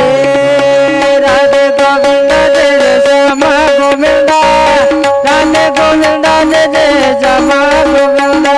राधे गोविंदा जय जय श्याम गोविंदा. राधे गोविंदा जय जय श्याम गोविंदा. राधे गोविंदा जय जय श्यामा गोविंदा. राधे गोविंदा जय जय श्यामा गोविंदा. राधे गोविंदा जय जय श्याम गोविंदा. राधे गोविंदा जय जय श्यामा गोविंदा. गोपाल श्री कृष्ण भगवान की जय. परीक्षित राजा घरी गेला. घरी गेल्याबरोबर मुकुट खाली काढला.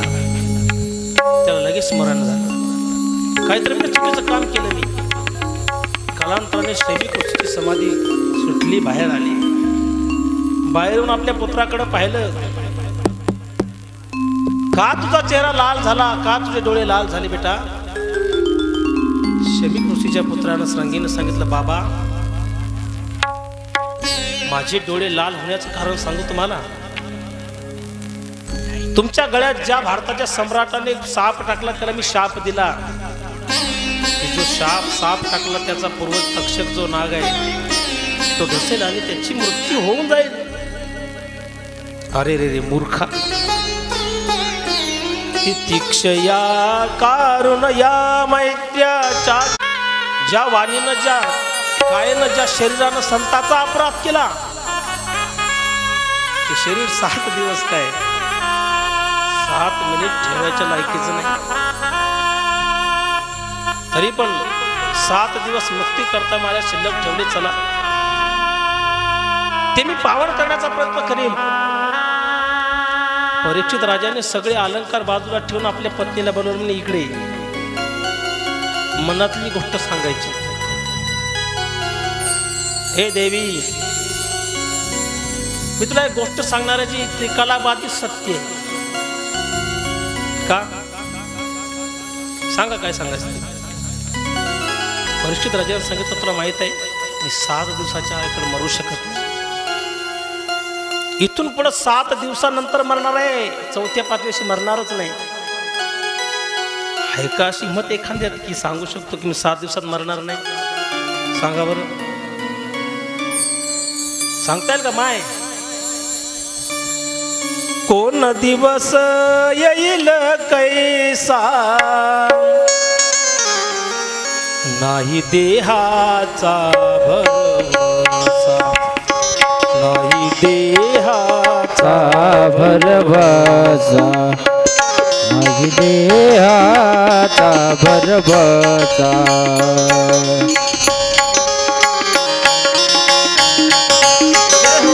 नाही देहाचा भरवसा, नाही देहाचा भरवसा.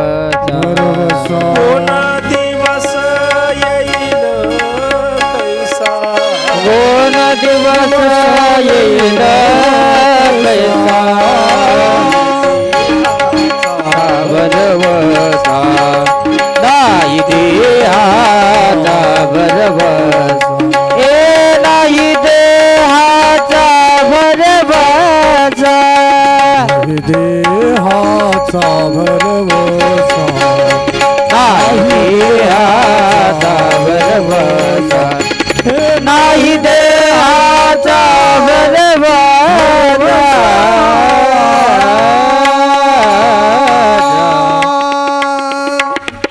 गोपाल श्री कृष्ण भगवान की जय जय. अजिबात भरोसा नाही.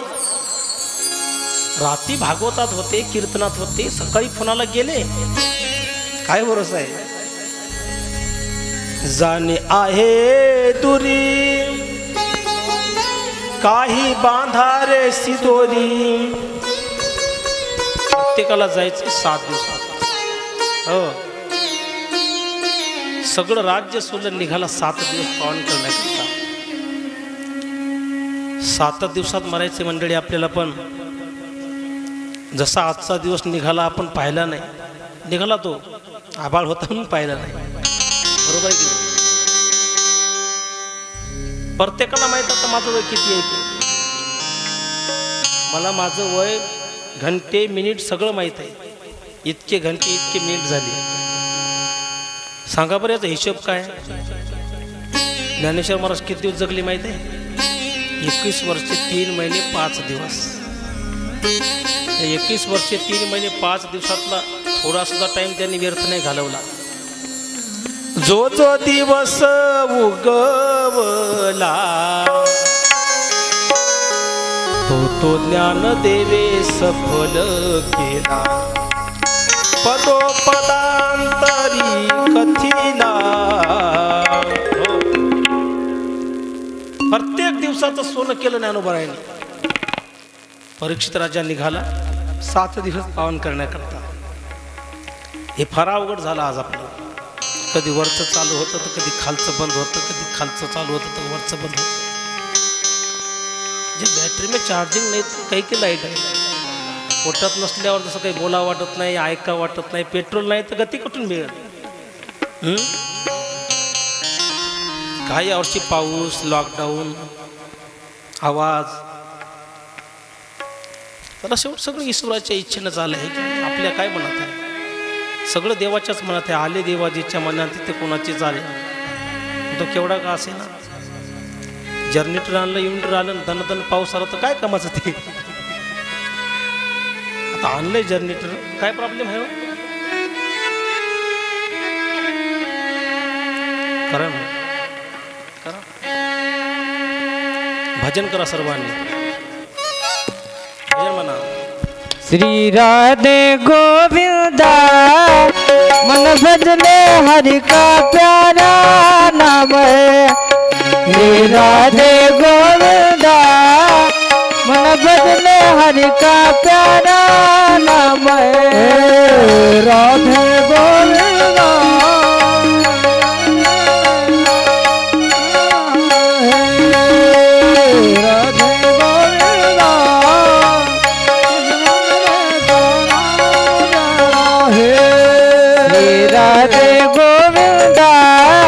मन बजले हरि का प्यारा नाम है. श्री राधे गोविंदा मन बजले हरि का प्यारा नाम है. राधे गोविंदा पद में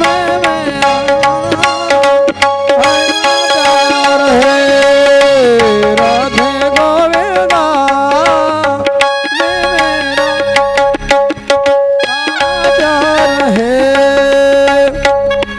गोपाल हरि का प्यारा नाम है.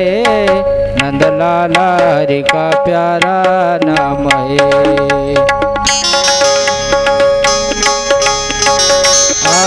गोपाल हरि का प्यारा नाम है. नंदलाल हरि का प्यारा नाम है. श्री राधे गोविंदा मन भजले हरि का प्यारा नाम है. श्री राधे गोविंदा मन भजले हरि का प्यारा नाम है. राधे गोविंदा मन के राधे गोविंदा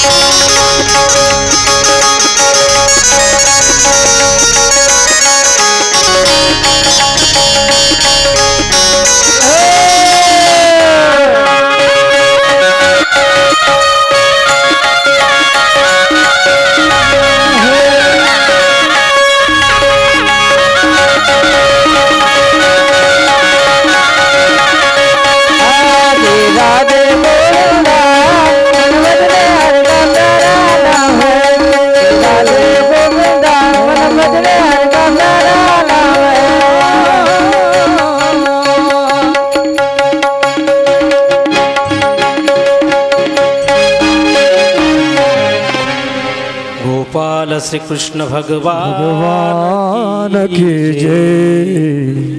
ओ मामा थांबा की प्रसाद इथं बसले आणि तुम्ही गोळा आला करायला. बस बस ठेवा इथं, ठेवा ठेवा ठेवा ठेवा. 7 दिवस मुक्त करण्याकरता निघाला.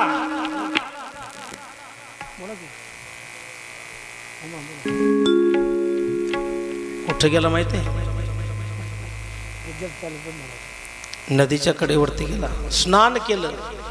स्नान केल्यावर ध्यानाकरता बसला. मंडळी, सज्जनाची कीर्ती वाऱ्या हाती माप.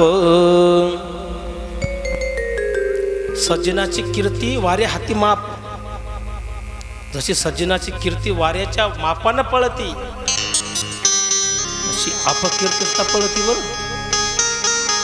हो, शाप लागला, शाप लागला, शाप लागला. असं प्रत्येक हिमालयातल्या संतांच्या कानावर बातमी गेली आणि प्रत्येकाच्या डोळ्यात पाणी आलं. डोळ्यात का पाणी आलं सांगू तुम्हाला. का पाणी आलं? परीक्षितीचं कर्तव्य त्याच पद्धतीचं होतं. जयललिता, हो कोण होती माहिती आहे? जयललिता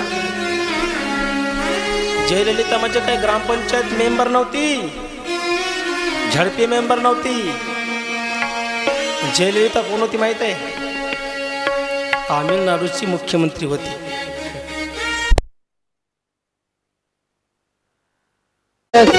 भागवता आरती करो तुझ भगवंता, जय हो जय श्री भागवता आरती करो तुझ भगवंता.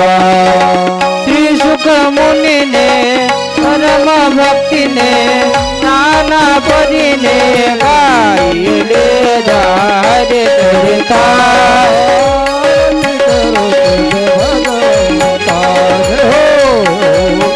जय श्री भागवता आरती करो तुझ भगवंता.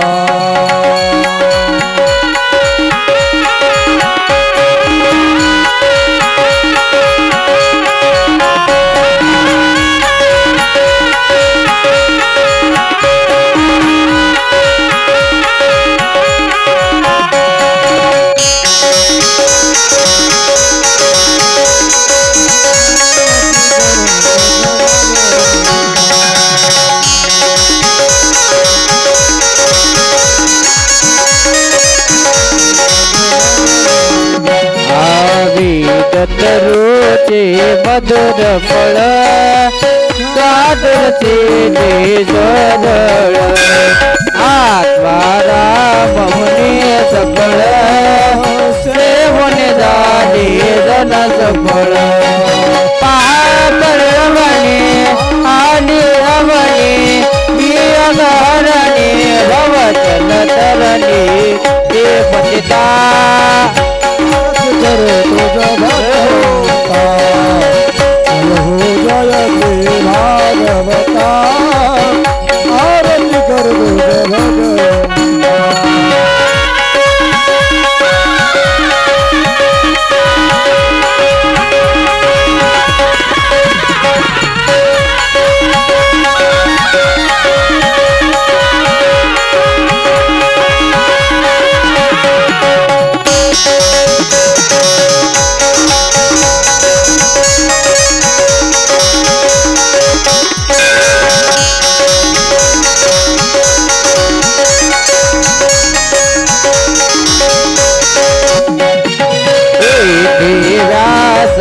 देवाने सात कार्य गुण गावोने सात पुराणे मुकुट मने परम प्रेमाव्रत जननी साध सेविता भाविक भक्ता उदार दाता मोक्ष तत्वता ज्ञाता आरती करो तुझ भगवंता, जय हो जय श्री भागवता आरती करो तुझ भगवंता.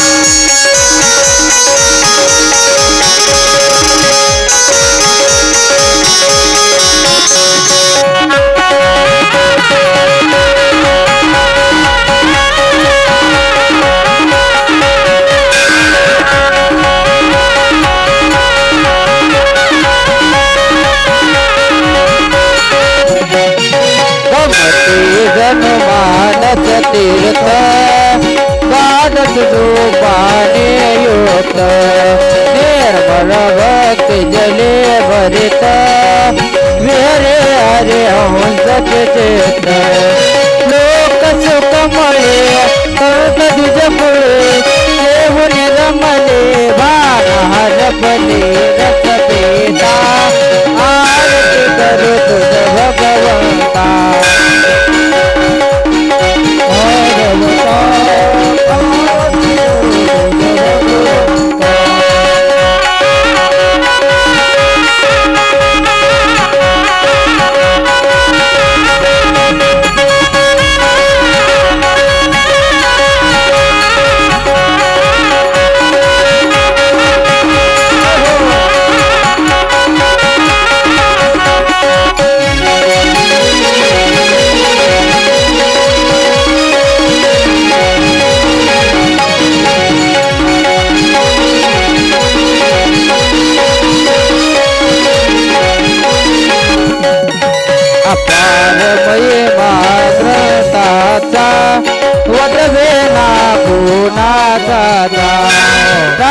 आरती कीर्तनकाराचा मेवा कविवर संताचा जन्मबोधाचा स्वयं प्रभेदा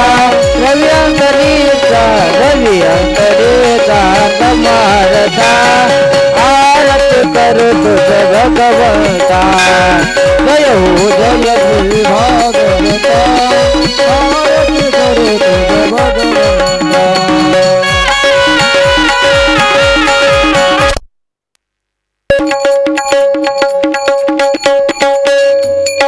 हेलो गलतन हाथी कृष्ण गीते रे मन पूर्ण अनन्य होता या चरण खचित मरण चिता पदाते फिरे जाते मात वदती राम वदती वो माता आरती करो भगवंत जय जय भागवता आरती करो भगवंता आरती करो भगवंता